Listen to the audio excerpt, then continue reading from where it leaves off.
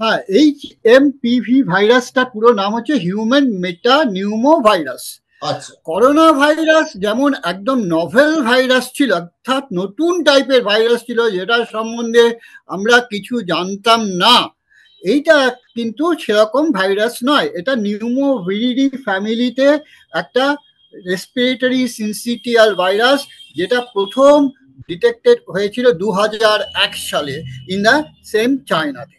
ঠিক আছে, সুতরাং এই ভাইরাসটা নিয়ে আমাদের এখনো তেমন কিছু আতঙ্কিত হওয়ার কারণ হয়নি, কেননা এই ভাইরাসটা স্পেসিফিক্যালি যে সিমটমস গুলো করছে সেটা 3 থেকে 6 দিনের মধ্যে এই সিমটমস গুলো সরে যাচ্ছে। প্রথমত এরা এফেক্ট করছে কাদেরকে? এরা এফেক্ট করছে হচ্ছে যারা চাইল্ড এবং 5 বছরের নিচে, 5 থেকে 14 বছরের মধ্যে যারা আছেন তাদের ক্ষেত্রে কিছু কিছু ক্ষেত্রে তারাও এফেক্টেড হচ্ছেন।